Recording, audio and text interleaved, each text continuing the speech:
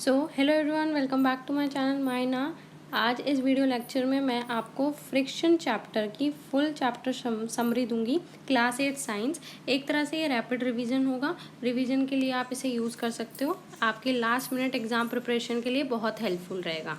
तो स्टार्ट करते हैं। सबसे पहले इसकी डेफिनेशन क्या होती है, फ्रिक्शन क्या होता है। तो फ्रिक्शन एक तरह का फोर्स होता है जो कि आपका दो सरफेसेस के बीच के मोशन को अपोज करता है। जैसे दो सरफेस में आपका आपस में वो चल रहा है, मोशन चल रहा है, कांटेक्ट में आ रहे हैं, तो उसके अगेंस्ट जो फोर्स लगती है उसे क्या कहते हैं, हम फ्रिक्शन कहते हैं। जैसे कि जब आप हैंड्स को दोनों आपस में रब करते हो तो क्या होता है, एक फोर्स जनरेट होता है और अगेंस्ट आपके मोशन के अगेंस्ट होता है, उसे फ्रिक्शन कहते हैं।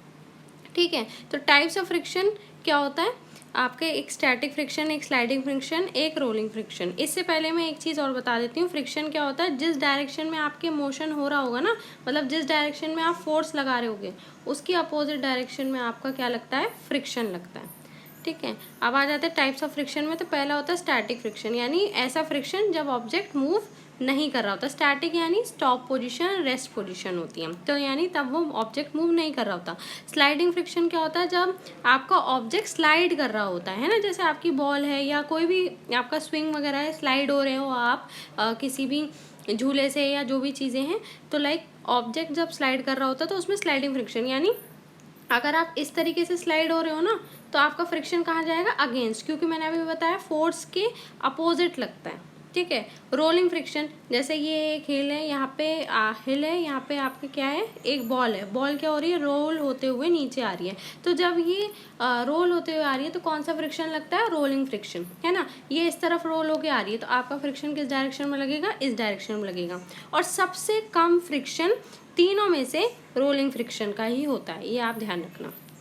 अब फ्रिक्शन के कॉजेज क्या होते हैं, किस किस वजह से फ्रिक्शन होता है। देखो, इरेगुलरिटीज आपकी सरफेस पे, यानी जितना आपका सरफेस पे इरेगुलरिटी होगी, यानी कि मतलब सरफेस स्मूथ नहीं होगा। जैसे आपकी रोड हुई, कुछ रोड ऐसी होती है ना जहाँ पे बीच में पत्थर कंकड़ वगैरह होते हैं या गड्ढे होते हैं, तो वो क्या होती है, उसमें सरफेस पे आपका प्रॉपर एक फ्लैट सरफेस नहीं होता, स्मूथ सरफेस नहीं होता, जिसकी वजह से फ्रिक्शन कॉज होता है। और जितनी ज़्यादा आपके इरेगुलरिटीज़ होंगी उतना ज़्यादा आपका फ्रिक्शन होता है। मतलब जितना ज़्यादा रफ सरफेस उतना ज़्यादा फ्रिक्शन, और जितना ज़्यादा स्मूथ सरफेस उतना कम फ्रिक्शन।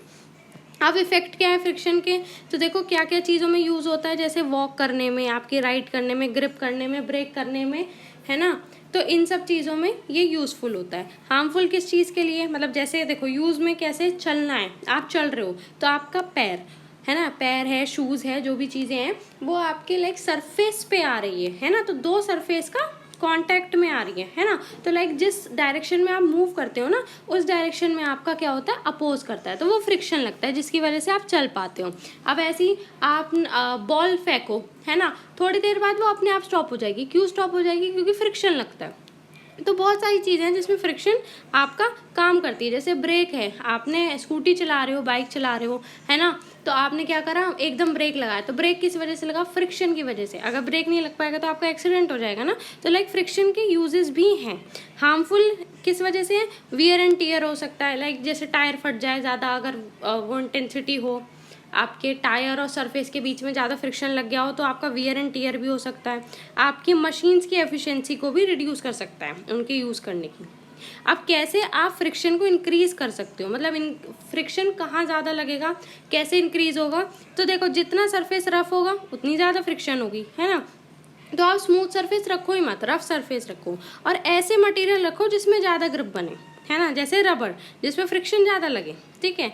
और अगर हमें इसका उल्टा करना है, यानी फ्रिक्शन को रिड्यूस करना है, तो हम क्या यूज़ करेंगे, ल्यूब्रिकेंट्स वगैरह, जैसे ऑयल, ग्रीस। देखो, जितना स्मूथ है ना उतना कम फ्रिक्शन, तो इससे क्या हो जाएगा, रिड्यूस हो जाएगा फ्रिक्शन। जैसे बॉल बियरिंग्स, रोलर्स वगैरह, ये सब, क्योंकि देखो रोलर से रोलिंग फ्रिक्शन लगेगा, सबसे कम फ्रिक्शन लगता है इस पर, तो रिड्यूस ही होगा।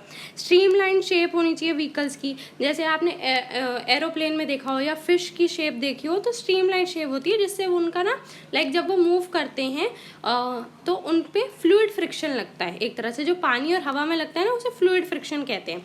तो यानी स्ट्रीमलाइन शेप होने की वजह से क्या होता है ना, ये फ्रिक्शन रिड्यूस हो जाता है, तो वो कम से कम एनर्जी लॉस किए अपना काम कर लेते हैं।